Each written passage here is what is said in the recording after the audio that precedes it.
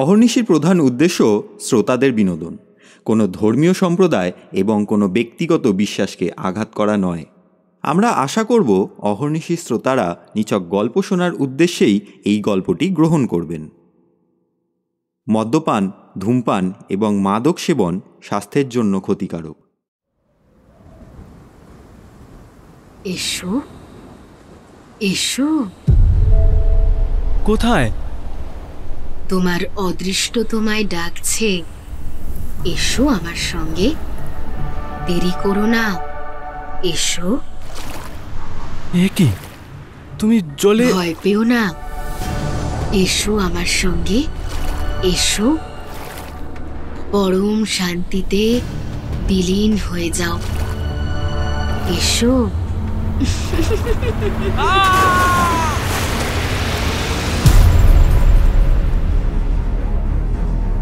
গল্পের নাম দেখে নিশ্চয়ই অবাক হচ্ছেন, একদিকে গোয়েন্দা আবার অন্যদিকে ভূতের বাড়ি। এটাই তো রহস্য মশাই। আচ্ছা চলুন, অযথা সময় নষ্ট না করে শুরু করি আজকের গল্প। তাপসবাবুর লেখা গোয়েন্দা দুর্নিবার সিরিজের গল্প ভৌতিক জমিদার বাড়ির রহস্য।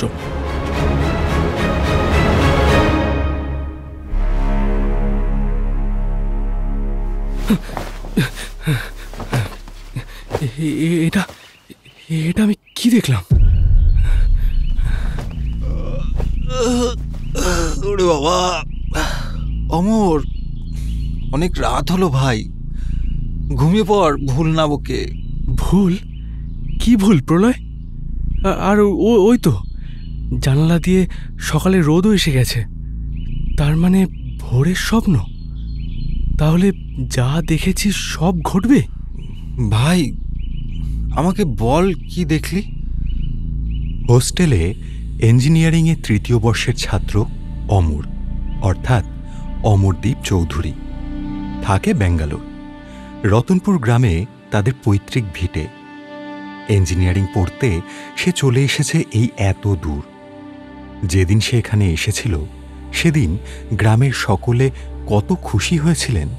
বড়রা তাকে আশীর্বাদ করে বলেছিলেন, বাবা, পড়াশোনা শেষ করে ফিরে এসো তাড়াতাড়ি, গ্রামের মুখ উজ্জ্বল করো। আমাদের গ্রামে তো কোনো ইঞ্জিনিয়ার নেই, ইঞ্জিনিয়ারিং পাশ করে ফিরে এসো তাড়াতাড়ি। এখানে অন্তত এমন কিছু করো যাতে গ্রামের 10-20টি মানুষের উপকার হয়, বুঝেছ? সেই সব স্মৃতি বুকে নিয়ে অমরদীপ চলে এসেছে ব্যাঙ্গালোর।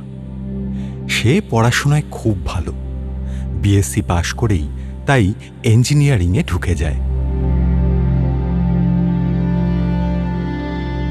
স্বপ্নে কি দেখলাম জানিস? কি দেখলাম একটা লাল শাড়ি, লাল আলতা পরা মেয়ে আমাকে ইশারা করে ডাকছে। মেয়েটার কোমরে ছিল কলসি আর কপালে লাল একটা টিপ, সিঁথিতে লাল সিঁদুর পরা, অপূর্ব দেখতে। মেয়েটি আমাকে একটা পুকুরের মধ্যে ডাকলো, আর তারপরেই কলসি হাতে সেই পুকুরের মধ্যে ডুবেও গেল। আমিও তার পিছন পিছন ওই পুকুরে ডুবে গেলাম। জলের চাপে দম বন্ধ হয়ে আসতে লাগলো। আমি উপরে ওঠার চেষ্টা করলাম, দেখলাম মেয়েটা আমার পা ধরে আরও নিচে টানছে। মেয়েটার মুখে সুন্দর মিষ্টি একটা হাসি, ছটফট করতে করতে দম বন্ধ হয়ে আসছিল। তখনই আমার ঘুমটা ভেঙে গেল। আচ্ছা প্রলয়, হঠাৎ এমন স্বপ্ন কেন দেখলাম বলতো? ধুর, ছাড় তো। স্বপ্ন হলো মানুষের অবচেতন মনের কল্পনা। এসব বাস্তবে ঘটে না, বুঝলি? কত মানুষ তো কত স্বপ্ন দেখে প্রতিদিন। এসব নিয়ে কি কেউ ভাবে না এর মধ্যে সব সত্যি হয়? কিন্তু কথায় যে বলে ভোরের স্বপ্ন নাকি সত্যি হয়। আর দেখ, ভোরের আলোও তো ফুটে গেছে। উফ, না রে, আমি এই স্বপ্নকে কখনো ভুলতে পারবো না। এসব ছাড়, সামনে অ্যানুয়াল পরীক্ষা, তাতে মন দে। দেখ, তোর মতন একজন ব্রিলিয়ান্ট স্টুডেন্ট এখন এইসব ভেবে মাথা খারাপ করবে? পড়াশোনাতে মন দে, তোর এই কলেজে একটা সুনাম রয়েছে, সেটা বজায় রাখার চেষ্টা কর, বুঝলি? দেখতে দেখতে পরীক্ষা চলে এলো। পরীক্ষায় যথারীতি ভালো রেজাল্ট করলো অমর। অনেক সম্মান আর উপহার নিয়ে অমরদীপ ফিরে আসলো তার গ্রামের বাড়ি। অমরদীপের বাবা প্রকাশদীপ ও মা গিরিবালা দুজনেই ছেলের কৃতিত্বে আনন্দিত এবং গর্বিত হয়ে উঠলেন। বুঝলে বাবা, আমি এর মধ্যেই বেশ কিছু ভালো কাজের অফার পেয়েছি, তার মধ্যে একটা হায়দ্রাবাদে। কিন্তু এক্ষুনি জয়েন করব না, আমি একটু কয়েকদিনের জন্য ঘুরতে যেতে চাই। বাহ, এ তো ভালো কথা। এক কাজ কর, তুই মোহরকুঞ্জ ঘুরে আয়, খুব ভালো জায়গাটা, জল বাতাসও ভালো। তুমি একেবারে আমার মনের কথাটা বলেছো বাবা। আসলে ব্যাঙ্গালোর শহরে বন্দি হয়েছিলাম অনেক দিন। সেখানকার যানবাহনের ধোঁয়া, মানুষের জমায়েত, রাস্তার জ্যাম, এসব দেখে দেখে হাঁপিয়ে উঠেছি। একটু খোলামেলা নিরিবিলি ফাঁকা পরিবেশে কয়েকদিন কাটিয়ে আসি। একটু মনটাকে চনমনে করতে হবে, আর তার জন্য মোহরকুঞ্জর মতন গ্রাম্য পরিবেশ ছাড়া ভালো জায়গা আর কি হতে পারে? তবে তুমি বলেছিলে ওখানে আমাদের আদিবাড়ি ছিল, সেটা কোথায় বাবা? তা ঠিক বলতে পারবো না বুঝলি, সে জায়গা আমার এখনো চোখে ভাসে। তোর দাদু যখন আমার বয়স 18 তখন ওখান থেকে নিয়ে চলে আসে। তখন সবে শৈশব ছেড়ে কৈশোরে প্রবেশ করেছি। তারপর তো আর সেখানে যাওয়াও হয়নি। আর এতদিনে সেসব জায়গাও নিশ্চয়ই পরিবর্তন হয়ে গিয়েছে। সে তো ঠিকই। আচ্ছা বাবা, বাড়িটা কেমন ছিল? সে বেশ বড় পেল্লাই বাড়ি ছিল আমাদের। উঠোনে হাতি থাকতো, পালকির ব্যবস্থাও ছিল। কিন্তু ওখানে থাকবো কোথায়? চিন্তা করিস না বাবা, ওখানকার মানুষজন খুব ভালো, অতিথিপরায়ণ। তোর থাকার অভাব হবে না, তুই যা ঘুরে আয়।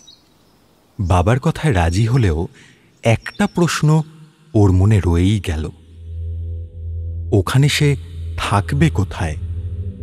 সত্যিই তো, সে সেখানে কাউকে চেনে না, এর আগে কখনো সেখানে যায়ও নি। সেখানকার লোকেরা তার মতন একজন অজানা অচেনা লোককে থাকতেই বা দেবে কেন? বাবা বললেন সেখানকার মানুষ অতিথিপরায়ণ, মানে নতুন অচেনা মানুষকে থাকতে দেয় সাদরে। এই কথাটি তার বিশ্বাস হচ্ছে না।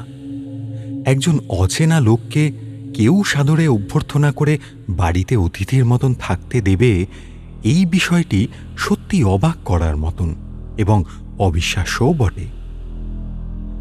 মনে খুঁতখুঁতানি থাকলেও সে আর এ নিয়ে প্রশ্ন করেনি তার বাবাকে। অতএব একদিন ব্যাগপত্র গুছিয়ে সে বেরিয়ে পড়ল মোহরকুঞ্জ গ্রামের উদ্দেশ্যে।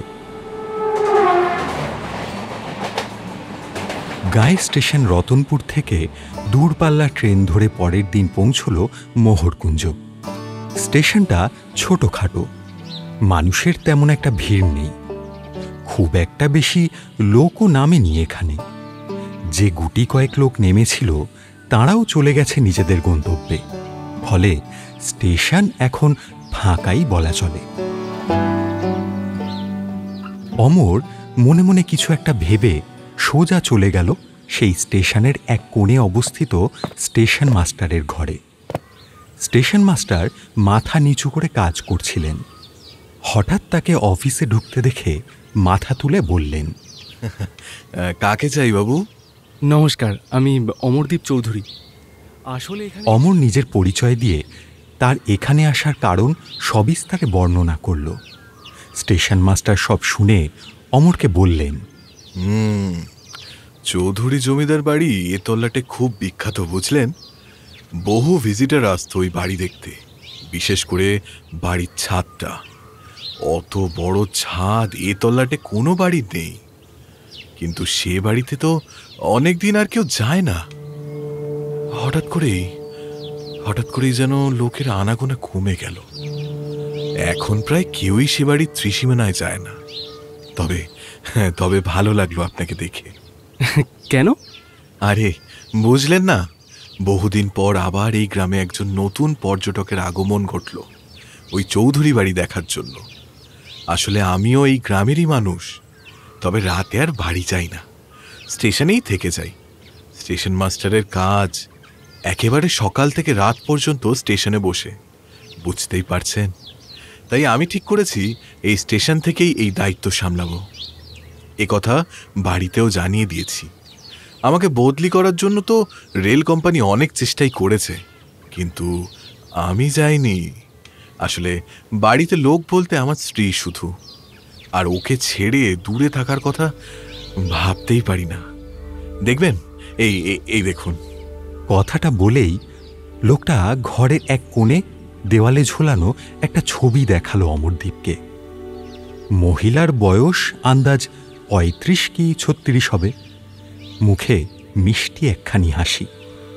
আসলে কি জানেন, ডিউটি শেষে প্রতিদিন এই ছবিটি দেখি, আর এতে আমার মনে হয় স্ত্রী আমার পাশেই আছে, ভালোই আছে। সত্যি লোকটা কত গভীরভাবে তার স্ত্রীকে ভালোবাসে, এরকম মানুষ এই পৃথিবীতে খুব কমই খুঁজে পাওয়া যায়। আপনার সাথে আলাপ হয়ে খুব ভালো লাগলো। আচ্ছা, গ্রামে যাওয়ার রাস্তাটা যদি... ও হ্যাঁ হ্যাঁ হ্যাঁ, আপনি সোজা এই লাইন ধরে চলে যান। কিছুটা গিয়ে লাইনের বাঁদিকে একটা রাস্তা পাবেন। ওই রাস্তা এঁকে বেঁকে আপনাকে মোহরকুঞ্জ গ্রামে পৌঁছে দেবে। সে কি, লাইনের উপর দিয়ে যেতে হবে? অন্য কোনো বিকল্প রাস্তা নেই গ্রামে যাওয়ার? না মশাই, আর সেরকম কোনো রাস্তা নেই। ওই রাস্তা দিয়েই আপনাকে যেতে হবে। তা কত সময় লাগবে? এই ঘন্টা 2 লাগবে। এখন রওনা হলে ঠিকঠাক পৌঁছে যাবেন। আর এখন যদি রওনা না হই তবে কি ওখানে ঠিকঠাক পৌঁছাতে পারবো না? হ্যাঁ, না না না, তা নয়। আমি বলতে চাইছিলাম গায়ের পরিবেশ, তার উপর শীতকাল, সন্ধে নামে খুব দ্রুত, আর পথঘাটে লোকজনের ভিড়ও তখন খুব একটা পাবেন না, এই আর কি। ও আচ্ছা আচ্ছা, ঠিক আছে, তাহলে আমি এগোই। হ্যাঁ যান। আর শুনুন, এখন কোনো ট্রেন নেই। এখানে সকালে একটি, দুপুরে একটি, আর রাতে একটি ট্রেন। সুতরাং এখন কোনো ট্রেন নেই। আপনি নিশ্চিন্তে নির্ভাবনায় এগিয়ে যান। তবে হ্যাঁ, দিনের আলো থাকতে থাকতেই গ্রামে পৌঁছানোর চেষ্টা করুন। অমরদীপের মনে হলো লোকটা যেন কিছু এড়িয়ে গেল, কোনো কথা যেন গোপন করে গেল।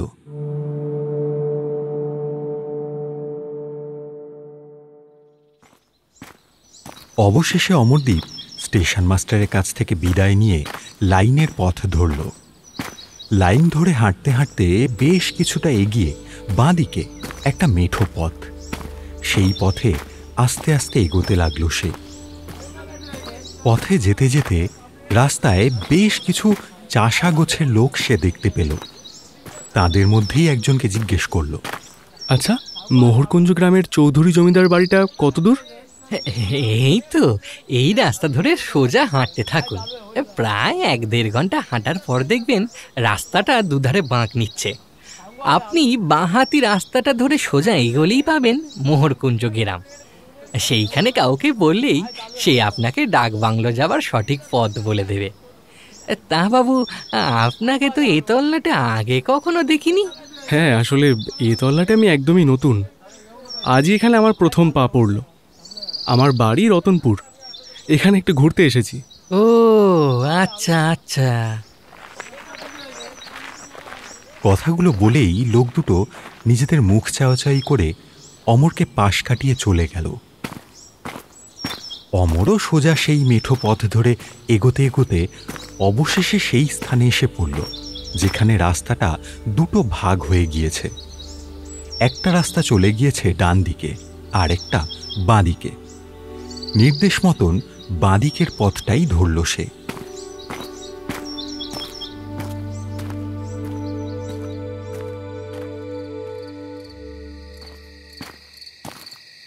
এক সময় সে পথের দুধারে ছোট্ট ছোট্ট মাটির ঘর দেখতে পেল। তবে কি সে তার গন্তব্যে পৌঁছে গিয়েছে? অন্ধকার এদিকে এতটাই ঘন হয়ে উঠেছে যে অমরদীপের পথ দেখে চলতে রীতিমতন অসুবিধে হচ্ছে। তাই সে পথের দুধারের বাড়িগুলোকে দেখতে দেখতে এগোতে লাগল। কিন্তু এই অন্ধকার নিঝুম নির্জন রাস্তা ধরে একা একা চলা ঠিক হবে না মনে করে সে পথের ডান দিকে নেমে একটা কুঁড়ে ঘরের দিকে এগোল। বাড়ির বারান্দায় পা দিয়ে সে হাঁক দিল। বাড়িতে কেউ আছেন? আমাকে একটু আশ্রয় দিতে পারেন? আমি বহু দূর থেকে এসেছি। অমরের ডাকাডাকিতে বাড়ি থেকে একজন লণ্ঠন হাতে বেরিয়ে আসলেন। লণ্ঠনের ক্ষীণ শিখায় চারিদিক সামান্য আলোকিত হয়ে উঠল। অমর দেখল লণ্ঠনধারী একজন গ্রাম্য বধূ, পরনে ব্লাউজহীন শাড়ি, হাতে বালা, নাকে নথ এবং মাথার পিছনে গোল করে বাঁধা খোঁপা এবং কপালে লাল সিঁদুর। বয়স আন্দাজ ৩৫ কি ৩৬ হবে। ভদ্রমহিলা ততক্ষণে অমরের সামনে এসে দাঁড়িয়েছেন। তার মুখের কাছে লণ্ঠনটা তুলে ধরে একবার ভালো করে আপাদমস্তক পর্যবেক্ষণ করে প্রশ্ন করলেন, কে বাসা তুমি? তোমারে আহে তো কখনো এই তল্লাটে দেহি নাই। অমর নিজের পরিচয় দিল, বলল সে এখানে গ্রাম ঘুরতে এসেছে।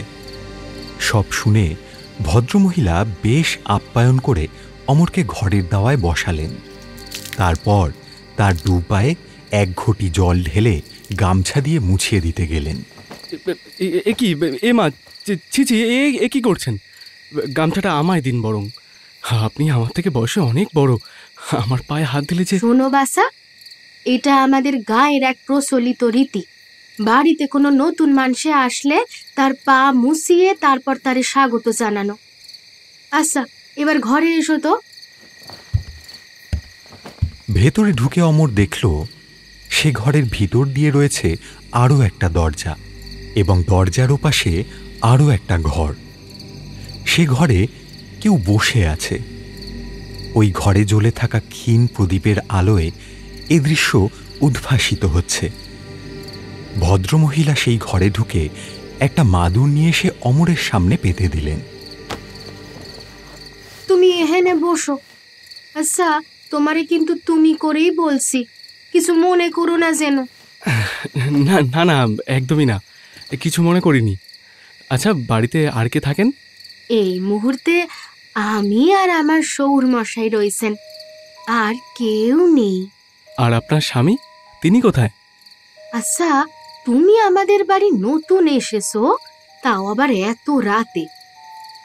আর যা বুঝছি, তুমি এই গাঁতেও মনে হয় নতুনই এইছো, অথচ তুমি আমাদের বিষয়ে প্রশ্ন করে যাচ্ছ। বরং আমাদের তো তোমার বিষয়ে জানা উচিত, তাই না? এ বাবা, ছিছি, আমারই ভুল। আচ্ছা, আপনি কি জানতে চান বলুন। জানবো তো ঠিকই, কিন্তু খেতি তোমারই দেখি মনে হচ্ছে তুমি অনেকক্ষণ ধরে কিছু খাওনি। আগে কিছু খেয়ে নাও দেখি। তুমি বসো এখানে, আমি তোমার জন্য কিছু খাবারের ব্যবস্থা করি। কথাটা বলে ভদ্রমহিলা উঠতেই যাচ্ছিলেন, ঠিক তখনই পাশের ঘর থেকে একটি বৃদ্ধ কণ্ঠ ভেসে এলো।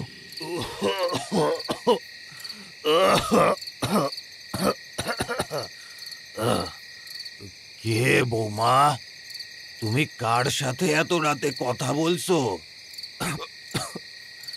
আমার আমার কাশির ওষুধটা তো দিলে না। যাই বাবা, আসলে একজন অতিথি এসেছে বহু দূর থেকে, তারে ঘরে বসাইছি। নতুন অতিথি? কই, কোথায়? কথাগুলো বলতে বলতেই সেই ঘর থেকে একজন কুঁজো বৃদ্ধ হাতে লাঠি ভর করে অমরের সামনে এসে দাঁড়ালেন। লোকটাকে দেখে অমরদীপ উঠে দাঁড়াতেই যাচ্ছিল, কিন্তু বৃদ্ধ তাকে বসতে বলে নিজেই তার সামনে বসে পড়লেন, অমরদীপের দিকে নিজের চাহনি নিবন্ধ করে। ভদ্রমহিলা মাথায় ঘোমটাটা টেনে বললেন, তাহলে বাবা আপনি ওর সাথে গল্প করুন, আমি কিছু খাবারের ব্যবস্থা করি গে। তুমি তো বাচ্চা ছেলে, এইভাবে এত রাতে কোথা থেকে আসছো তুমি? ভদ্রমহিলা 5 মিনিটের মধ্যে আবার ফিরে আসলেন হাতে মুড়ি আর নারকেল কোড়া নিয়ে। সেটা অমরের হাতে দিয়ে বললেন, নাও বাসা, আমাদের গায়ের প্রচলিত খাবার।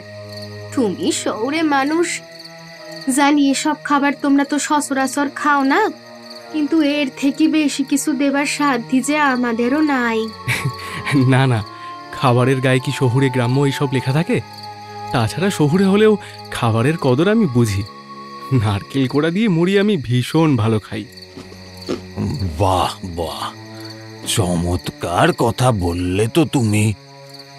তুমি শহুরে মানুষ হলেও গ্রামকে ভালোবাসো, গ্রামের পরিবেশকে পছন্দ করো। বেশ ভালো, বেশ ভালো। আসলে এই গায়ে তো কম শহরের মানুষ আসেনি। আমি দেখেছি তারা বেশিরভাগ গ্রামের পরিবেশ পছন্দ করে না। চপ কাটলেট খাওয়া মানুষ সব। আমাদের খাবার তাদের মুখে রোচে না, বুঝলে? তবে তবে তুমি বাবা সেরকমটা নও। এটা দেখে ভীষণ ভীষণ ভালো লাগছে। আচ্ছা, এইবার তুমি তোমার বিষয়ে বলো তো দেখি। আমি কিন্তু রাতের খাবার চাপিয়েই চলে এসেছি তোমার গল্প শুনবো বলি। নাও, আমিও বসলাম তোমার পাশে। অমরদীপ মনে মনে ভাবল, ভদ্রমহিলা তো 5 মিনিটের জন্য খাবার আনতে গিয়েছিলেন, এইটুকু সময়ের মধ্যে রাতের খাবারের আয়োজন করে সেটা উনুনে চাপিয়ে চলেও এলেন। কি জানি, হয়তো গ্রামের মহিলারা এরকমই চটপটে হয়। বিষয়টি সন্দেহ উদ্রেক করলেও অমর আর সেদিকে মাথা ঘামাল না। সে তার বড় হওয়া, পড়াশোনা, বাবা মা সমস্ত বিষয়ে বিস্তারিতভাবে বলার পর আসল কথা এলো। আসলে আমি এই গায়ের পুরানো জমিদার বাড়ি দেখতে এসেছি। কথা থামালো অমরদীপ। সে লক্ষ্য করল পাশে জ্বলে থাকা মোমবাতির ক্ষীণ আলোয় সামনে বসে থাকা বৃদ্ধর চোখ দুটো যেন সাপের মণির মতন জলজলে হয়ে উঠেছে। ভদ্রমহিলাও কখন যে তার খুব কাছে এসে বসেছে সেটাও অমর খেয়াল করেনি। সে বিষয়টাকে অতটা পাত্তা দিল না। তবে আলো আঁধারিতে সেই বৃদ্ধ এবং ভদ্রমহিলার চোখ দুটো সত্যি ভয়ঙ্করভাবে জ্বলজ্বল করছে। ওই বাড়ি দেখতে যে শয়ে শয়ে লোক আসতো, সে কথা এখন অতীত। বর্তমানে সে বাড়ির সামনেও আর কেউ যায় না। আগাছা জঙ্গলে ঢাকা পড়িছে বাড়িটা বহুকাল হলো। যদিও শুনিছি ও বাড়ির শেষ বংশধরের মধ্যে একটা পরিবার থাকত। বাড়িতে সন্ধ্যা প্রদীপ এবং আলো জ্বলত, তবে কোনো মানুষরে সে বাড়ি থেকে বাইরে বেরুতে দেখা যেত না। কিন্তু একদিন হঠাৎ ওই আলো জ্বলা বন্ধ হয়ে যায়। এখন ও বাড়িতে আর কেউ থাকে না, কেউ যায়ও না সেখানে। কিন্তু আপনারা কোনোদিন বাড়ির ভেতরে ঢুকে দেখেননি? বাড়ির ভেতরের কোনো ঘরে তো কেউ থাকতেই পারে। কে যাবে ভাই? ওই বাড়ির পরিবেশটা নিজের চোখে দেখে এসো। বিশেষ করে রাতের বেলা গায়ের রক্ত হিম হয়ে যাবে, বুকের সাহস সব উবি যাবে। তুমি তো এখানে এসেছো ও বাড়ি দেখার টানে। যাও না, যাও, নিজের চোখেই দেখে এসো, বুঝতে পারবে তবে গোটা বিষয়টা। কেন আমরা এই এতদিন ও বাড়ির ভেতরে যাবার সাহস পাই নাই। কিছু মনে করবেন না, আমি আসলে এইসবে এতটুকু ভয় পাই না। আমি ওই বাড়িতে যাব আর আপনাদের এসব অকারণ ভয় ভীতিও দূর করব। তোমার অল্প বয়স, কেন মিশি এ বয়সে প্রাণটা হারাতে যাবে তুমি? তাছাড়া তুমি এ গায়ের অতিথি। তোমারে এভাবে ওই ভুতুরে বাড়িতে ছেড়ে দিই কিভাবে বলতে পারো? ভুতুরে বাড়ি? আপনারা কি সেখানে কোনো ভূতের অস্তিত্ব পেয়েছেন? শুধুমাত্র অনুমানের উপর ভিত্তি করে বলছেন বাড়িটি ভুতুরে বাড়ি। শুনুন, একটা কথা বলি, আমি কোনো ভূত প্রেত পিশাচ দানব এসব কিচ্ছু মানি না। দেখো বাসা, আমরা তোমার ভালোর জন্যই তো সব কথাগুলো বলেছিলাম, কিন্তু ঠিক আছে, সাবধানী যেও, নিজের খেয়াল রেখো। আসলে তুমি তো এখানে নতুন, তোমার গন্তব্য সম্পর্কে তোমারে ভালোভাবে অবগত করি দেওয়া, সেখানে কি আছে না আছে সে বিষয়ে তোমারে জানিয়ে দেওয়া। আমরা আমাদের দায়িত্বটাই পালন করলাম, এবার তোমার ইচ্ছে, তুমি যাবে কি যাবে না সেটা তোমার ব্যাপার, আর তোমারে বাধা দেব না। কথা বলতে বলতে রাত অনেকটাই হয়ে গেল। বৌমা, ওরে খেতে দিয়ে ওর শোয়ার জায়গা করে দিও। বেচারা অনেকটা পথ হেঁটে এসেছে। তারপর তুমিও খেয়ে নিও, কেমন? আমি শুতে গেলাম। আর এই যে বাবা, তুমি খেয়ে নিও। হ্যাঁ, গরিবের ঘরের খাবার মুখে রুচবে কিনা জানি না। আচ্ছা, আমি শুতে গেলাম। কথাটা বলেই বৃদ্ধ ভদ্রলোকটি নিজের ঘরে ঢুকে গেলেন। না, ঠিক ঢুকলেন না, বলা ভালো ঘরের মুখে গিয়ে ঘরের অন্ধকারে অদৃশ্য হয়ে গেলেন। অমর মনে মনে ভাবল, আমি কি ঠিক দেখলাম, নাকি এ আমার চোখের ভুল মাত্র? বাবু, তোমার খাবার এনেছি, খেয়ে নাও। অমর দেখল তার ডান পাশে কিছুটা দূরে মেঝেতে সুন্দর একটা আসন করে তার সামনে কাঁসার থালায় রকমারি নানান ধরনের উপাদেয় পদ সাজিয়ে রাখা হয়েছে, পাশে কাঁসার গ্লাসে জল। এসব দেখে চমকে উঠল অমর। নিজের মনে ভাবল, এত কম সময় এসব করা কি করে সম্ভব? এই তো সবে ভদ্রমহিলা উঠে রান্নাঘরে গেলেন, আর এর মধ্যে এত সব খাবার থালাতে সাজিয়ে নিয়ে এলেন। আর ওই বৃদ্ধ ভদ্রলোক তো সবে উঠে ঘরে গেলেন, 2 মিনিটও হয়নি। এর মধ্যে ভদ্রমহিলা কখন উঠে রান্নাঘরে গেলেন আর ফিরেই পেলেন কখন? কই, আমি তো কিছুই টের পেলাম না। এই যেন সব কিছু ম্যাজিকের মতোই। যাক, বিষয়টি অস্বাভাবিক হলেও অমরের তখন খিদের জ্বালায় পেট জ্বলছে। সেই কোন সকালে খাওয়া হয়েছে, তাই খিদের তাড়নায় সে আর বেশি কিছু না ভেবে বসে পড়ল আসনে, গোগ্রাসে খেতে শুরু করল। খাবারের আয়োজন দেখে চক্ষু চড়কগাছ হয়ে গেল অমরের। এদিকে বৃদ্ধ ভদ্রলোক বলছিলেন গায়ের খাবার মুখে রুচবে কিনা, কিন্তু আয়োজন তো একেবারে বিয়েবাড়ির মতো। প্রশ্ন হল, এত রান্না কি ভদ্রমহিলা আগে থেকেই রেঁধে রেখেছিলেন, নাকি তাকে দেখে বানালেন? আর বানালেনও বা কখন, কোন সময়? এত রান্না করতে গেলে তো অনেকটা সময় দরকার, সে সময় উনি পেলেনই বা কোথায়? প্রশ্ন এবং কৌতূহল এসে ভিড় জমালো অমরের মাথায়।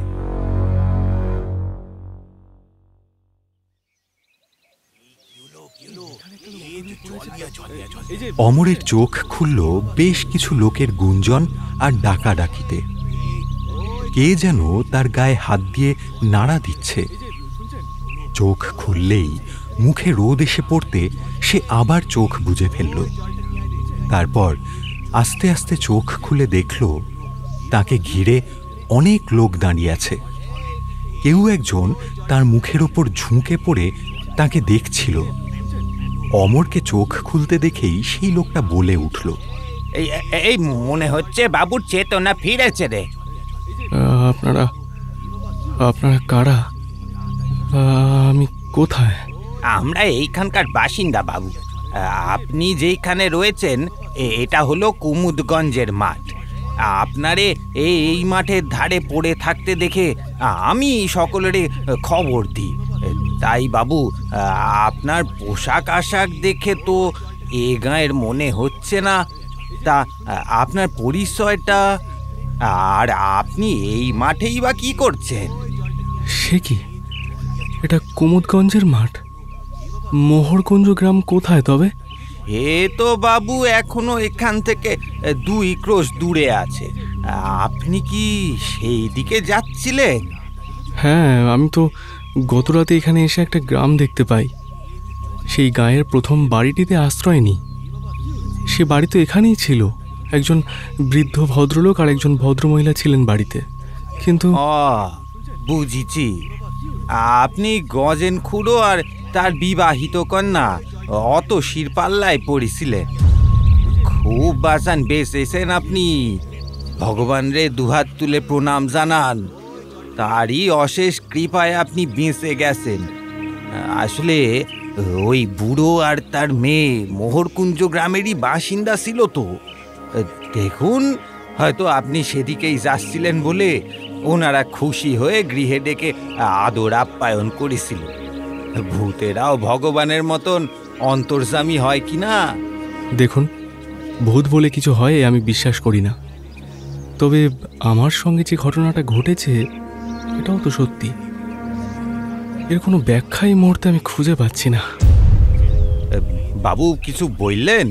হ্যাঁ, না না, আমাকে একটু জল দিতে পারেন? হ্যাঁ, নিশ্চয়ই নিশ্চয়ই। এই ছোড়া, ওই বাড়ি থেকে 1 ঘটি জল নিয়ে আয় দেখি। একটা বাচ্চা ছেলে তক্ষুনি ছুটে গিয়ে সামনের বাড়িটা থেকে জল নিয়ে এসে অমরকে দিল।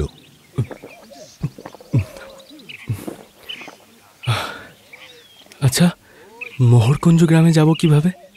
কিন্তু এই অবস্থায়? না না, আমি ঠিক আছি, চিন্তা করবেন না। আগে বাবু, আপনি এই মাঠের পাশের পথ ধরে এগিয়ে যান। পথের মাঝে একটা বড় পুকুর পড়বে। সেইখান থেকে ডান হাতি রাস্তা ধরে বেশ কিছুটা এগোলে দেখবেন জোড়া নারকেল গাছ। সেইখানেই শেষ হচ্ছে আমাদের গাঁ। ওই জায়গা পেরোলেই পাবেন বড় সড়ো একটা মাঠ। সেই মাঠ পেরোলেই পাবেন মোহরকুঞ্জ গ্রাম। যান বাবু, সাবধানে চলে যান। আশা করি দুপুরের মধ্যেই পৌঁছে যাবেন। এই হারান, বাবুর শরীর ভালো না, তুই ওনারে পথ দেখিয়ে নিয়ে যা। মোহরকুঞ্জ গায়ে পৌঁছে দিয়ে তবেই আসবি, কেমন? না না, আপনাদের এত কষ্ট করতে হবে না, আমি একাই চলে যাব। আচ্ছা, একটা বিষয়, এই যে বললেন গজেন খুড়ো আর অতসীর কথা, এরা মারা গিয়েছিলেন কিভাবে আর কতদিন আগে? এই প্রশ্ন শুনে উপস্থিত সকলে একে অপরের মুখ চাওয়াচাই করতে লাগল। তাদের মুখের ভঙ্গিতে স্পষ্ট বোঝা যাচ্ছে বলতে মানা এমন এক প্রশ্ন অমর তাদের দিকে ছুঁড়ে দিয়েছে। শেষমেশ সেই বৃদ্ধই বললেন, এ ঘটনা আমার দাদুর আমলে। দাদুর মুখেই শুনেছি ভদ্রলোক নাকি পূজারী ছিলেন, মনসা মায়ের পূজা করতেন। একদিন মোহরকুঞ্জ গাঁয়ের এক মন্দিরে, যদিও সেইটা এখন ভগ্ন প্রায়, বট অসত্যের চারা গজিয়ে সেটা একেবারেই পরিত্যক্ত হয়ে গেছে। ওই মন্দিরেই মৃত অবস্থায় পাওয়া যায় তাকে। শুধু তাই নয়, ওনার মৃতদেহের পাশে ওনার মেয়ের মৃতদেহও পাওয়া গিয়েছিল। অথচ ভদ্রলোক পুজোর সময় ওনার ঘরে কারুরে প্রবেশ করতে দিতেন না।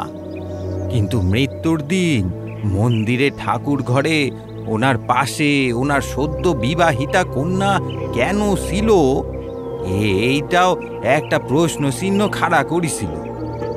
মন্দিরের ঘরে কখন, কেন আর কি জন্য ওনার মেয়ে অতসী প্রবেশ করেছিল, আর কেনই বা গজেন ঠাকুর মশাই আর তার মেয়ে মারা গেলেন, এই বা তাদের মারল, কিভাবে মারল, এই সব রহস্যের কিনারা আজও অজানা হয়েই থেকে গেছে। এ এক রহস্য, বুঝলেন বাবু, এক রহস্য। তবে ওনাদের আত্মা আজও মুক্তি পায়নি। শোনা যায় তাদের মৃতদেহ পোড়ানো হয়েছিল গাঁয়ের বাইরে কোনো এক স্থানে। গাঁয়ের মানুষ হয়ে ওদেরকে কেন গাঁয়ের বাইরে পোড়ানো হয়েছিল এরও কারণ আজও জানা যায়নি। আপনি যেমন বললেন তেমনি এর আগেও বেশ কিছু ভিনদেশি মানুষের মুখে এই বৃদ্ধ এবং তার মেয়ের বর্ণনা আমরা পেয়েছি। যেহেতু গাঁয়ের বাইরে ওদের পোড়ানো হয়েছিল এবং গাঁয়ের বাইরে ওদের দেখা গিয়েছে, তাই ধারণা করা হয় মোহরকুঞ্জ গাঁয়ের আশেপাশে আজও নাকি ওই বৃদ্ধ আর তার মেয়ের অতৃপ্ত আত্মা ঘোরাঘুরি করে। ওদের আত্মা আজও তৃপ্তি লাভ করেনি। আর আরে থামুন থামুন, আগেই বলেছি এসব গাঁজাখুরি গল্পে আমি বিশ্বাস করি না। আমার সাথে কোনো লোকের দরকার নেই, আমি একাই সেখানে পৌঁছে যেতে পারবো। আমি এখন সম্পূর্ণ সুস্থ। একটু রুক্ষ স্বরেই কথাগুলো বলে অমর সেই মাঠের পাশে দেখানো মেঠো পথ ধরে চলতে শুরু করল। বিকেলের মধ্যেই সে পৌঁছে গেল মোহরকুঞ্জ।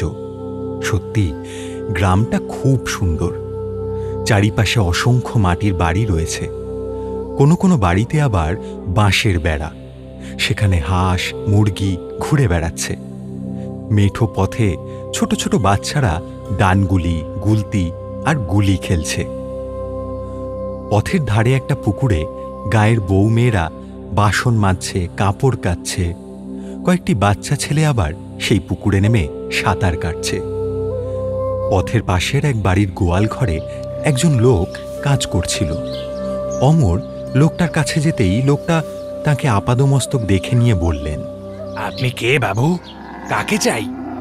আসলে এই গায়ে আমি নতুন, এখানে চৌধুরীদের জমিদার বাড়ি দেখার জন্য এসেছি। এই গায়ে থাকবো কিছুদিন, থাকার কোনো জায়গা হবে? বাবু, আপনি এই সোজা রাস্তা ধরে ডান দিকে মোড় নিলেই দেখতে পাবেন এই গাঁয়ের বুড়ো বটতলা, মানে শান বাঁধানো একটা বট গাছ।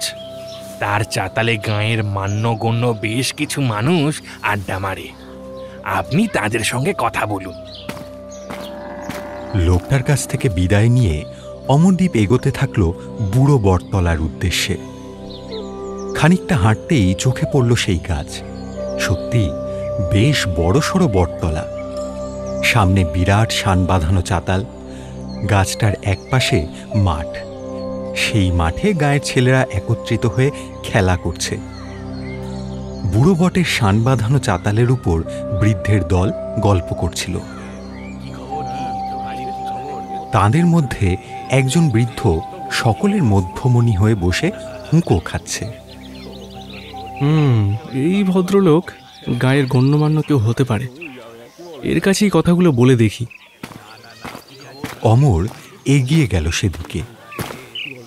সে গিয়ে দাঁড়াতেই সভার মধ্যমণি প্রশ্ন করলেন, আপনি কে আর কি চাই? অমর নিজের পরিচয় দিল এবং এই গাঁয়ে থাকা চৌধুরী জমিদার বাড়ি দেখার জন্য সে এসেছে এ কথাও তাকে জানালো। সে জমিদার বাড়ি তো অনেক দিন হলো পরিত্যক্ত। এই গাঁয়ের শেষ প্রান্তে ওটা অবস্থিত। ওদিকে বহুদিন হলো মানুষ যায় না। জায়গাটা সাপ আর চামচিকের বাসা হয়ে দাঁড়িয়েছে। এখন ওই হানা বাড়িতে ঘুরে দেখার অনুমতি কিন্তু আমরা আপনাকে দিতে পারবো না। বুঝতে পারছি আপনি অনেক কষ্টে ও বাড়ি দেখার জন্য এত দূর ছুটে এসেছেন, কিন্তু আপনার জীবনকে বিপদের মধ্যে ফেলে দিতে আমরা রাজি না। আপনি বরং ফিরে যান। আজ রাত্রিটা আমার বাড়িতে থেকে আগামীকাল বেরিয়ে পড়ুন। এ তল্লাটে এসে ও বাড়ি গিয়ে আপনার যদি কোনো রকম বিপদ ঘটে, তবে এ গাঁয়ের বিরাট বদনাম হবে। আমরা সেটা কিছুতেই হতে দিতে পারি না। তাই আপনি ফিরে যান। ঠিক আছে, আমাকে একটা কাগজ আর পেন জোগাড় করে দিন। হঠাৎ করেই কাগজ আর পেন চাইছে দেখে বৃদ্ধদের মধ্যে এ নিয়ে বেশ কৌতূহল তৈরি হলো। তারা একে অপরের মুখ চাওয়াচাই করতে লাগলেন। খাতা পেন কি হবে? চাইলাম কারণ আমি আপনাদের কাছে লিখে রেখে যেতে চাই যে আমি নিজের ইচ্ছায় চৌধুরী বাড়ি দেখতে চলেছি, গ্রামের সকলের কথা অমান্য করে। আমার যদি কিছু হয় তবে তার জন্য মোহরকুঞ্জ গাঁয়ের কোনো অধিবাসী দায়ী থাকবে না। তাহলে নিশ্চয়ই আপনাদের কারোর কোনো অমত থাকবে না। এবার বলুন, চৌধুরী বাড়িতে কোথা দিয়ে গেলে দ্রুত পৌঁছাতে পারবো? ঠিক আছে, তুমি যখন নাছোড় বান্দা যাবেই বলে ঠিক করেছো সেখানে, তখন আর তোমাকে বাধা দেব না। তবে আজ তো প্রথম এই গায়ে এলে, তুমি আমাদের গায়ের অতিথি। আজ বরং তুমি আমার বাড়িতে থাকো, অন্তত আমাদের অতিথি সেবা করার একটা সুযোগ দাও। ঠিক আছে, তবে তাই হোক। তুমি তো বাছায় একেবারে ছেলে মানুষ, কেন ওই ভয়ঙ্কর বাড়িতে যাচ্ছ? সেদিন রাতে সেই বৃদ্ধ ভদ্রলোকের বাড়িতে বসে এই বিষয়টা নিয়ে আলোচনা হচ্ছিল। বৃদ্ধই শুরু করলেন, এ গায়ের এত মানুষ তোমাকে বারণ করছে ওখানে যেতে, তুমি শুনছো না কেন বলো তো? বড়দের কথা শুনতে হয় বাবা, তুমি এখন অবুঝ। এই বয়সে জেদ একটু বেশি থাকে, জেদের বসে তুমি এটা করছো। বিপদের গুরুত্বটা বুঝতে পারছো না। ভগবান না করুক খারাপ কিছু হয়ে গেলে তখন নিজের ভুলটা তুমি ধরতে পারবে, কিন্তু সেখান থেকে আর ফিরে আসতে পারবে না। তাই বলছি, এই বিপদের মধ্যে যেও না। ওই বাড়ি ভালো না, অভিশপ্ত বাড়ি। তুমি আমাদের কথা শোনো। তোমার বয়স অল্প, অনেকটা জীবন তোমার সামনে এখন পড়ে আছে। আপনি আমার জন্য চিন্তা করবেন না। আপনাদের আশীর্বাদ আমার মাথায় থাকলে আমার কোনো রকম বিপদ হবে না। চিন্তা করবেন না, মনে বিশ্বাস রাখুন, আমি ফিরে আসব। কথাটা বলেই মোবাইলের ভিডিও ক্যামেরা অন করে সামনে টেবিলের ওপর রেখে রেকর্ডিং অন করলো অমর। সঙ্গে বুক পকেট থেকে একটা ছোট্ট ডায়েরি আর পেন বের করে তাতে লিখল, আমি স্বেচ্ছায় মোহরকুঞ্জ গ্রামের চৌধুরী বাড়ি দেখতে চলেছি। আমাকে এই গাঁয়ের লোক বারণ করেছে সেখানে যেতে, কিন্তু আমি তাদের বারণ শুনিনি। গোটা বিষয়টি আমি ফোনে ভিডিও রেকর্ড করে রাখলাম। আমি কারোর জোর বা চাপেও এই কথা লিখছি না। এ লেখা সম্পূর্ণ আমার মস্তিষ্ক প্রসূত, নিজের হাতেই লেখা।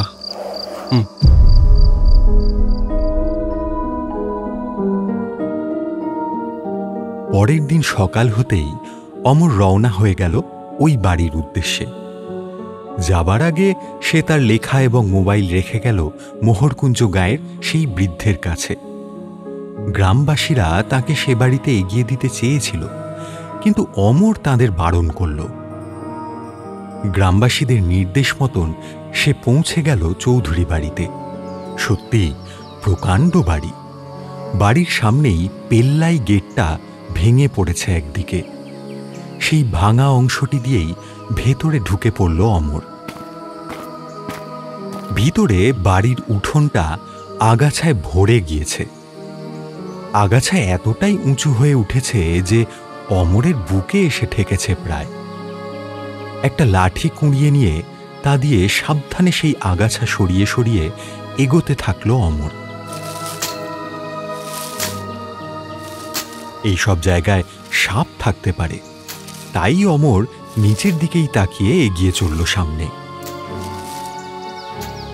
আগাছা পেরিয়ে বাড়িটার সামনের টানা বারান্দায় সে হাজির হল।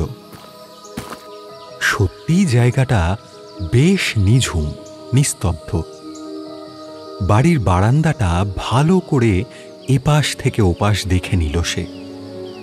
বারান্দাটা ধুলো জমে পুরু হয়ে গিয়েছে। দেওয়ালের মাঝে মাঝে ইট বেরিয়ে গেছে। বাড়ির ছাদ থেকে পলেস্তারা খসে পড়েছে। সেই বারান্দা ধরে বেশ অনেকটাই এগিয়ে গেল অমরদীপ। এক জায়গায় এসে দাঁড়ালো সে। বারান্দার পাশে একটা দরজা দেখতে পেল। দরজাটা ভগ্ন প্রায় দশা। ভাঙা অংশে চোখ দিয়ে অমর ভেতরে দেখার চেষ্টা করল। সে দেখতে পেল দরজার ওধারে রয়েছে লম্বা টানা একটা উঠোন, তাও প্রায় লম্বায় 40 হাত তো হবেই। উঠোনটা চারকোনা, চারকোনা জুড়ে রয়েছে পাশাপাশি অসংখ্য ঘর। প্রতিটি ঘরের দরজা বন্ধ। অমর সেই ভাঙা দরজাটা একটু জোর দিয়ে ঠেলতেই প্রচণ্ড শব্দে তার পাল্লা ভেঙে ওধারে পড়ল। আর জায়গাটা ফাঁকা হওয়ার জন্য পাল্লা ভেঙে পড়ার শব্দটা যেন সেই চারকোনা বারান্দা জুড়ে থাকা ঘরগুলোর অলিন্দে অলিন্দে প্রতিধ্বনিত হতে লাগল। অমর আস্তে আস্তে ভেতরে ঢুকল। সে কিছুটা ঘুরেও দেখল ফাঁকা ঘর। বারান্দা দিয়ে হাঁটতে হাঁটতে ঘরগুলো দেখতে দেখতে হঠাৎ একটা ঘরের কাছে সে দাঁড়িয়ে পড়ল। এই ঘরের দরজাও তালা দেওয়া, অন্যগুলোর মতোই, তবে এর তালাটা বেশ পুরনো। অন্য ঘরগুলোতে যেসব তালা লাগানো রয়েছে সে সবই এত পুরনো নয়। সে চারিদিকে তাকিয়ে একবার দেখল কেউ কোথাও নেই, একেবারে খাঁ খাঁ করছে। অমর তবুও জোরে জোরে দুবার বলে উঠল, কেউ আছে? কেউ আছে বাড়িতে? কিন্তু নিজের গলার স্বর আবার নিজের কানেই ঘুরে ফিরে এলো। এবার অমর সেই ঘরের তালাটা দুহাতে সামান্য টানল, আর তাতেই তালাটা খুলে তার হাতে চলে এলো। সে বুঝল তালাটায় বহুদিনের জং পড়েছে, তাই তালার লক সিস্টেম নষ্ট হয়ে গিয়েছে। শুধু সময় সাক্ষী হয়ে সেটা দরজায় ঝুলেছিল এতদিন। হঠাৎ কেন কে জানে অমর ছুটে সেই ঘরের আশেপাশের ঘরগুলোর দরজায় ঝোলানো তালাগুলো দুহাতে টেনে টেনে দেখতে লাগল। কিন্তু না, সেগুলো পুরনো হলেও জং ধরলেও ওই তালাটার মতন ভেঙে এলো না। এবার অমর সেই ভাঙা তালার দরজায় ধাক্কা দিয়ে তার পাল্লা দুটো খুলে ওর মধ্যে ঢুকে পড়ল। বেশ অন্ধকার ঘরটাতে। দরজা থেকে যেটুকু আলো আসছে তাতে কোনো কিছুই দৃশ্যমান হচ্ছে না। হঠাৎ ঘরের ডান দিক থেকে একটা ফসফস আওয়াজ সৃষ্টি হলো।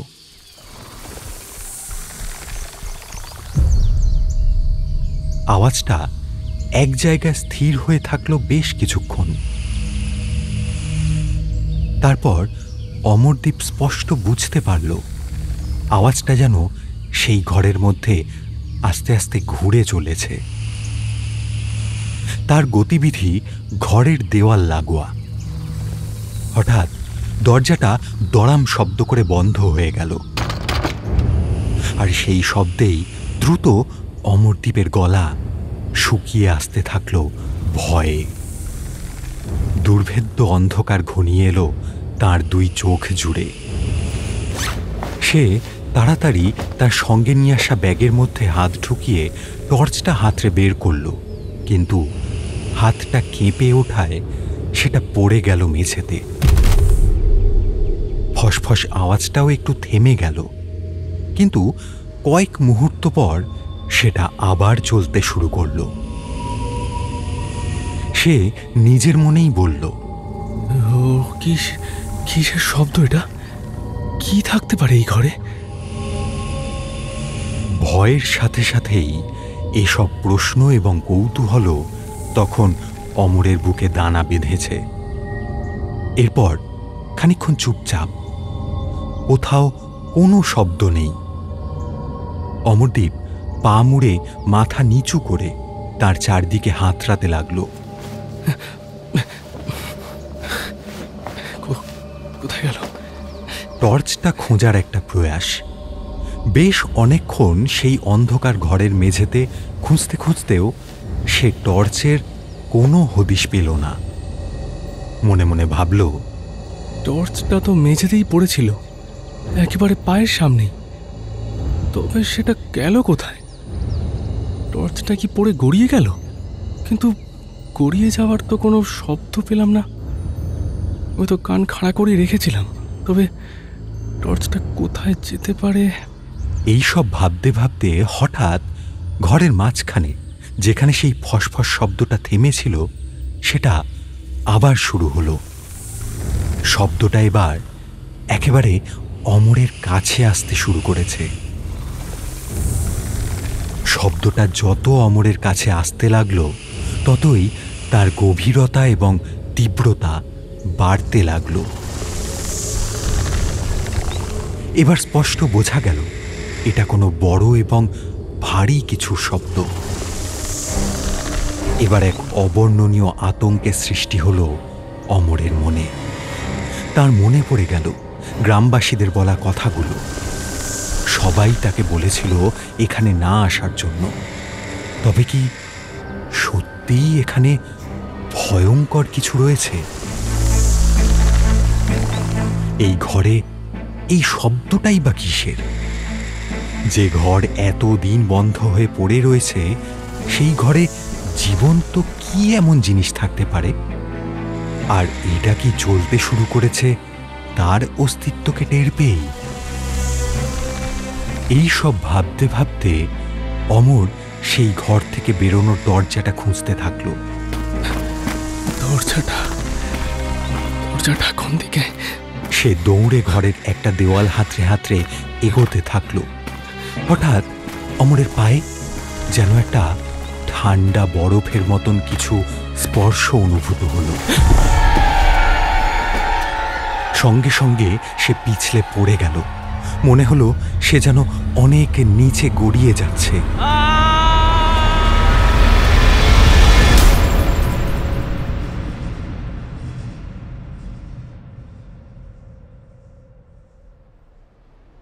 দূর গণেশ, আর ভালো লাগছে না। অনেক দিন হলো কোনো কেস পাচ্ছি না। মনে হচ্ছে আমাদের পেশায় সত্যি সত্যিই গণেশ উল্টেছে। কথাগুলো একরাশ হতাশা আর বিরক্তি নিয়ে বলে উঠল দুর্নিবার মিত্র। তারপর একটা পেপার হাতে নিয়ে এদিক সেদিক করে সেটা রাখতেই হঠাৎ করে টেবিলের উপর রাখা ফোনটা বেজে উঠল।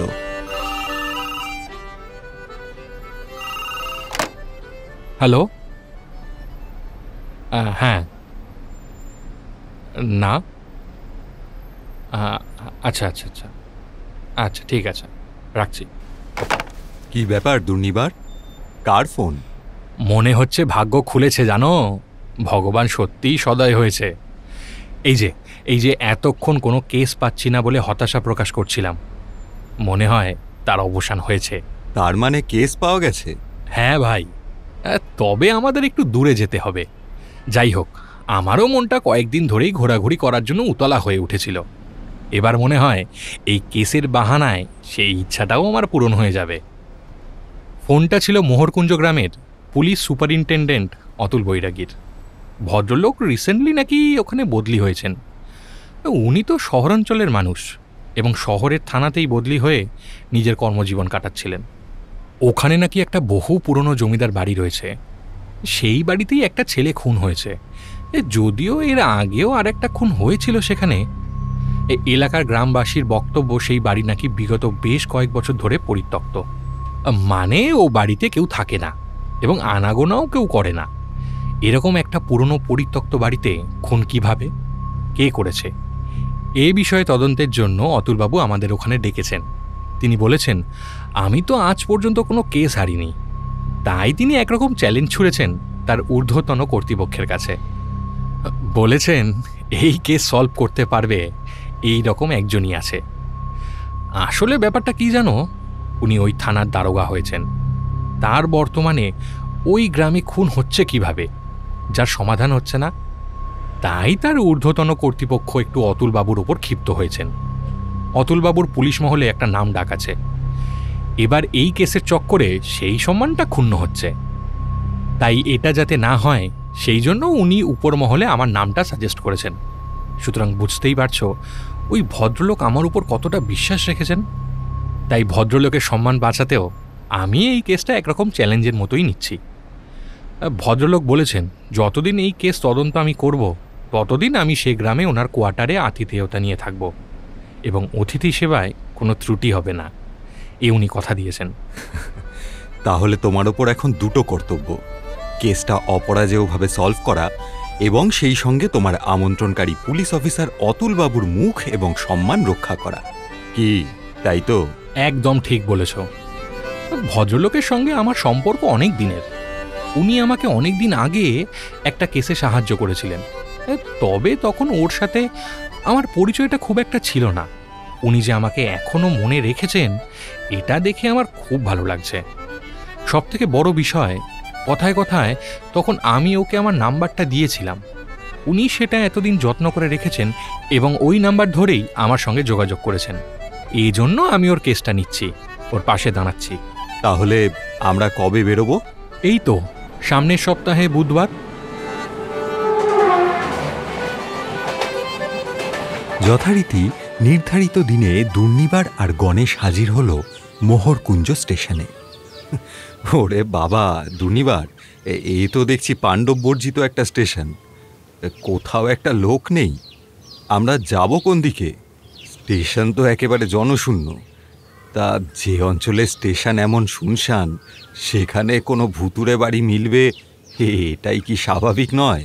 আসলে গ্রাম অঞ্চলের স্টেশন, এর থেকে আর কত জনবহুল হবে। সবচেয়ে ভুল হয়েছে, আমি কবে এখানে আসছি সেটা অতুলবাবুকে বলতে একদম ভুলে গিয়েছি। বেরোনোর আগে দেখলে তো একটা কাজে কেমন ব্যস্ত হয়ে গেলাম। যাই হোক, চলো স্টেশন মাস্টারের অফিসে, ওনার কাছে খোঁজ মিলতে পারে। আসতে পারি? কে আপনারা? কি চান? এই যে ট্রেনটা গেল আমরা ওতেই এসেছি। যাব মোহরকুঞ্জ পুলিশ কোয়ার্টারে অতুলবাবুর কাছে। আপনি ঠিকানাটা বলতে পারবেন? স্টেশন মাস্টার তার পাওয়ারফুল চশমার কাঁচের নিচ দিয়ে দুর্নিবার আর গণেশকে আপাদমস্তক আরও ভালো করে দেখে নিলেন। আপনাদের পোশাক আশাক এবং স্টেশনে নেমে সরাসরি আমার কাছে আসতে দেখেই বুঝেছি আপনারা এখানে একদমই নতুন। যারা এখানে নতুন আসে তারা আমার কাছেই আসে ঠিকানা জানতে। গণেশ দেখল এই কথাটা শুনে ভ্রুযুগল সামান্য কুঁচকে উঠল দুর্নিবারের। আচ্ছা, আপনারা অতুলবাবুর কোয়ার্টারে যেতে চাইছেন কেন? আপনারা কি পুলিশের লোক? এই অঞ্চলে কিছুদিন আগেই একটা খুন হয়েছে শুনেছিলাম। সেই খুনের কিনারা করতে কি আপনারা এখানে এসেছেন? না না, আমরা পুলিশের লোক নই। অতুলবাবু আমার বাল্যবন্ধু, তাই ওর আমন্ত্রণে এখানে এসেছি। ওর ওখানে কিছুদিন থাকবো এবং এই জায়গাটা একটু ঘুরে দেখবো, এই আর কি। কেরিয়ারের প্রথম থেকেই দুর্নিবার কখনোই সোজাসুজি নিজের পরিচয় আগ বাড়িয়ে কাউকে দেয় না। মানুষকে তাকে চিনে নিতে হয়। দুর্নিবার বলে, পরিচয় নিজের থেকে কাউকে জানানোর চেয়ে ওই পরিচয় যখন মানুষ কৃতিত্বের জন্য জানতে পারে, তখন সেটার মধ্যে একটা আলাদা আনন্দ লুকিয়ে থাকে। আর আমি এটাই বিশ্বাস করি। সত্যি সত্যি এমনভাবেই দুর্নিবার মানুষের কাছে পরিচিত হয়েছে তার কাজ দেখিয়ে। সে যে একজন ঝানু গোয়েন্দা সেটাও সে বুঝিয়েছে বারবার।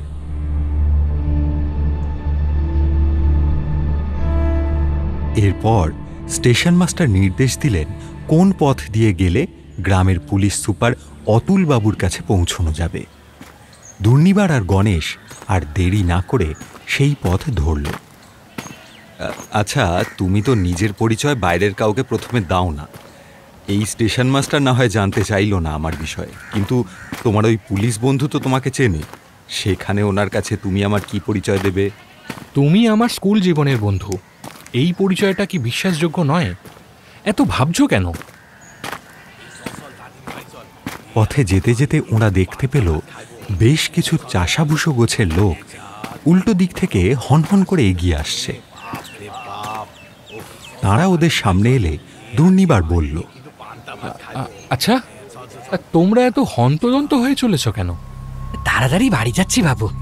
আজ ঝড় বৃষ্টি হবে বিকেলের আগে থেকে এমনি একটা পূর্বাভাস শুনেছিলাম, তাই মাঠের কাজ দ্রুত শেষ করে এবেলা বাড়ি তাড়াতাড়ি ফেরার চেষ্টা করছি। কথাগুলো বলেই লোকগুলো কাঁধে থাকা লাঙল আর কোদাল নিয়ে ওদের পাশ কাটিয়ে হনহন করে চলে গেল। গণেশ দুর্নিবারকে বলল, সবার উপর তোমার এই সন্দেহবাতিকটা কিন্তু ঠিক নয়। হ্যাঁ, মানছি তুমি গোয়েন্দা, সন্দেহ করাই তোমার কাজ, কিন্তু সে তো কেসের মধ্যে। এই চাষাভুষো লোকগুলোর মধ্যে তুমি কি এমন সন্দেহের কারণ খুঁজে পেলে? এটা বাড়াবাড়ি বলে মনে হয় না? খুব ভালো প্রশ্ন করেছ। তাহলে শোনো, তুমি কি লক্ষ্য করেছিলে ওরা যেন আমাদের দেখে হঠাৎ করেই জোরে পা চালিয়ে আসতে লাগলো? ওদের আগের আসার গতিতে এতটা দ্রুততা কিন্তু আমি দেখিনি।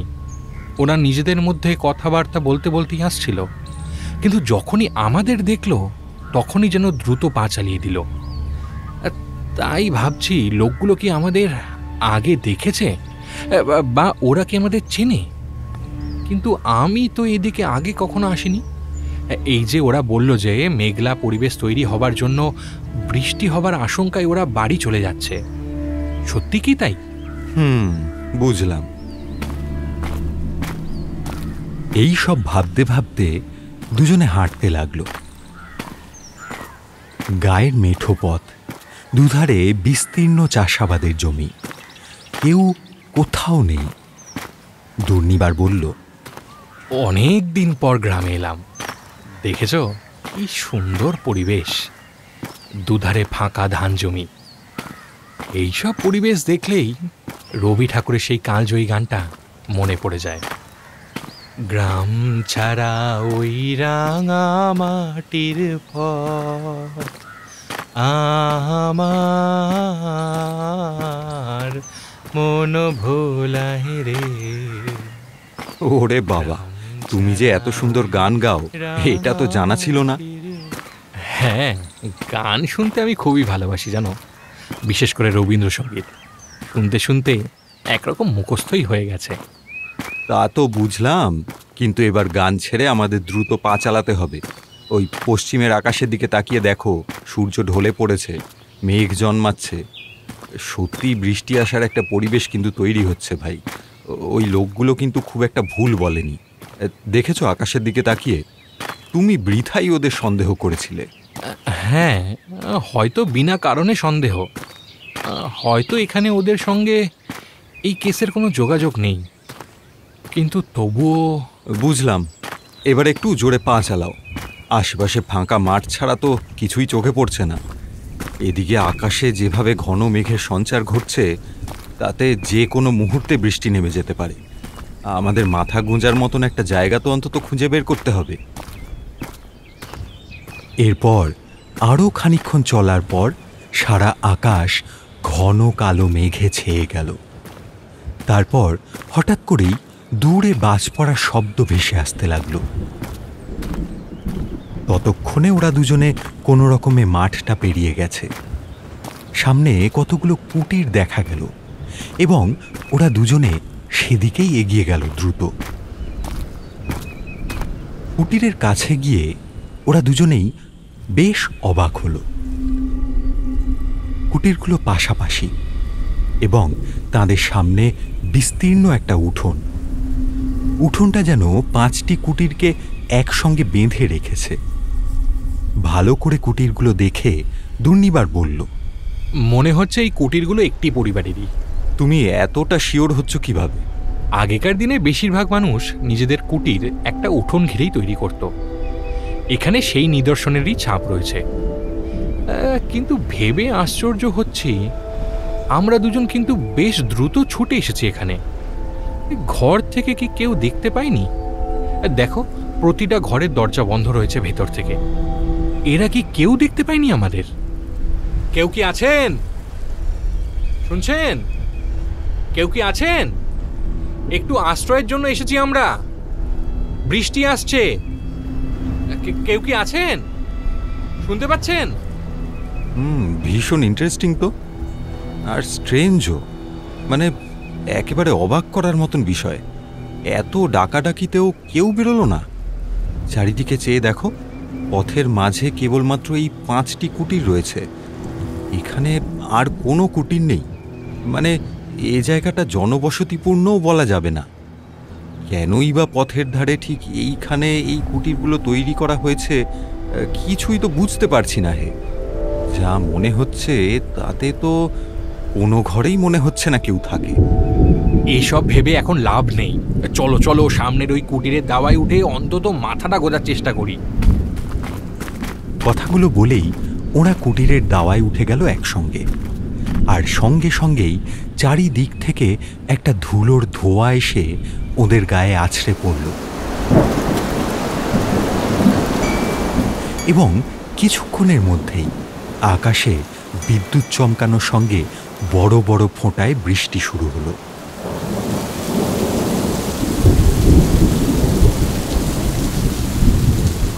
আধ ঘন্টা কেটে গেল, কিন্তু বৃষ্টি থামার নাম নেই।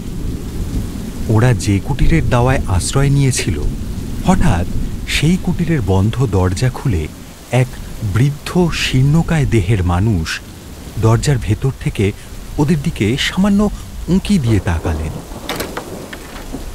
পরিবেশ তখন মেঘলা, তার জন্য বেশ অন্ধকারাচ্ছন্ন হয়ে রয়েছে জায়গাটা। তাই বৃদ্ধের মুখ স্পষ্ট ওরা দেখতে পাচ্ছে না।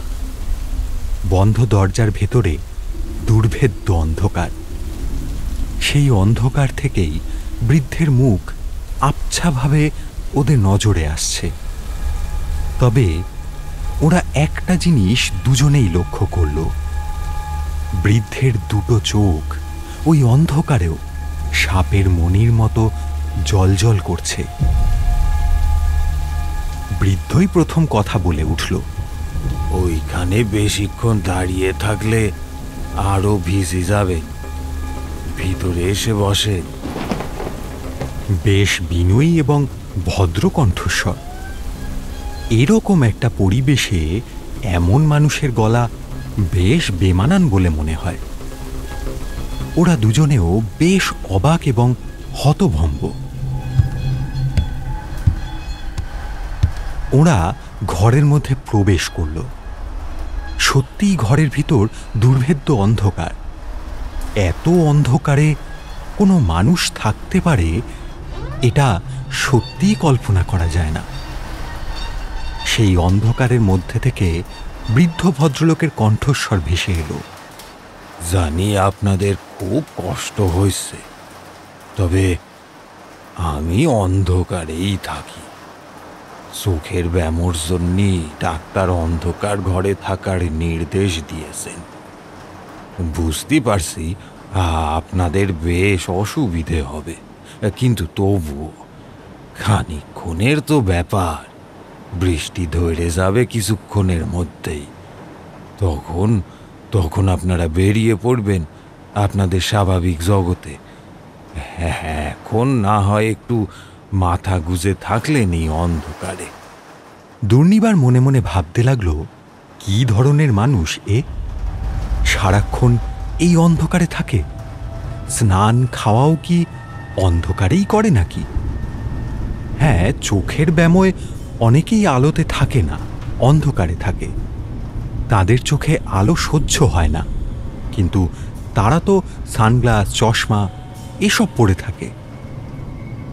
গ্রাম এলাকা হওয়ার জন্য হয়তো ইনি এসব কিনতে পারেননি, কিন্তু তাই বলে সব সময় অন্ধকারে থাকে, এটা কেমন যেন একটা অদ্ভুত বিষয়।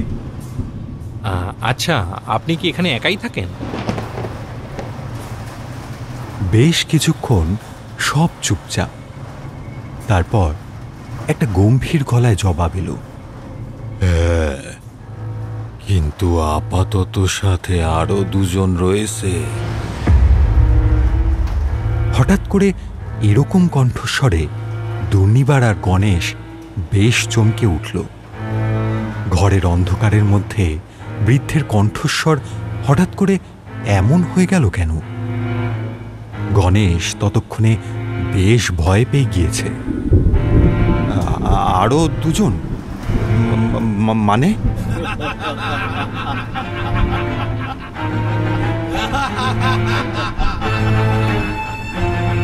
কথাটা শেষ হতেই সেই অন্ধকার ঘরের মধ্যে একটা অমানুষিক হাসির রোল উঠল।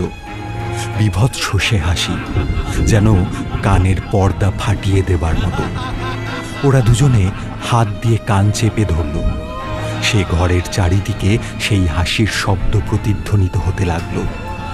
ওদের আস্তে আস্তে মাথা ঘুরতে শুরু করল এবং একসময় দুর্নিবার আর গণেশ চেতনা হারিয়ে মাটিতে লুটিয়ে পড়ল।